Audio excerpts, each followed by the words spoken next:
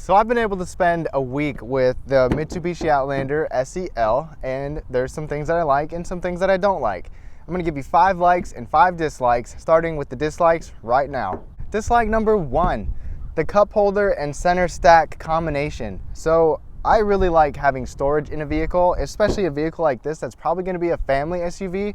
The cup holders work just fine, but they're kind of in a weird spot. They're further up front, and there's literally no storage with the cup holder area.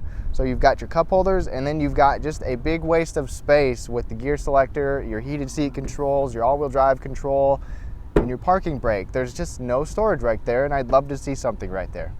Dislike number 2, the headroom in the back. So the back seat, my hair, I'm 5'9", I'm not very tall. My hair touches the roof, and if I have to scoot the seat forward at all with the sunroof, with that headliner kind of swooping down, I can't sit there. I've had a 6'2" friend sit back there, and he can't fit back there. So with an SUV, especially one that touts itself as a 7-seater, the second row has got to have more headroom.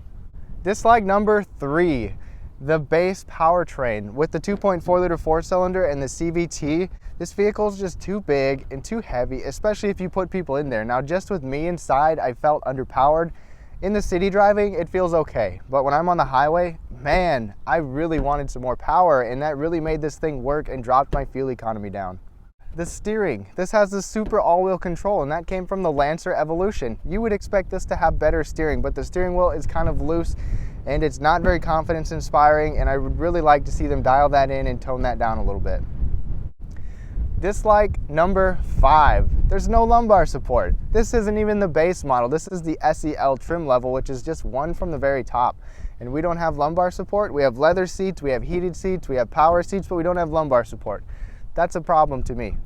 Now let's start with the likes. Like number 1, I love the multi-view camera. Not only do you have a backup camera with guidance lines, you have basically a forward camera as well. So if you're pulling up to something, you can see how close you are. You can see what's on the right side of the vehicle if you're parking next to a curb or if you're gonna be pulling out. Not to mention you have the top-down view, just like a 360 camera, and that's fantastic.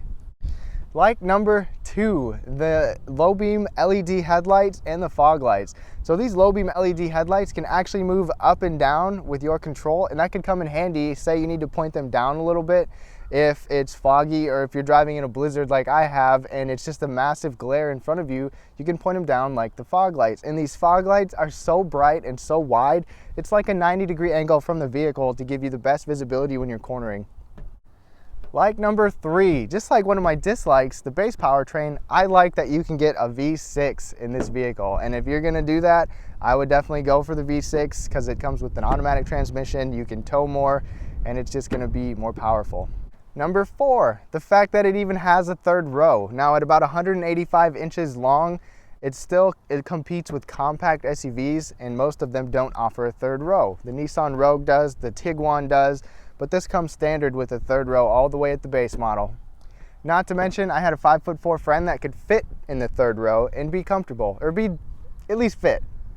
Like number 5, the warranties on this thing. So first, with the powertrain, you get a 10-year, 100,000-mile warranty. You get a 5-year, 60,000-mile bumper-to-bumper warranty.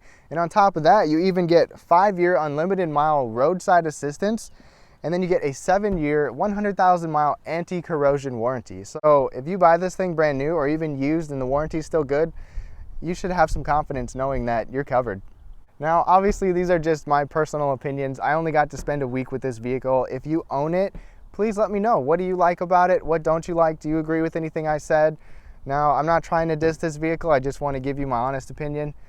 Leave your feedback down below. I do also have a full review on this vehicle for a test drive, interior, exterior, and everything like that. So please be sure to check that out, and I'll see you next time.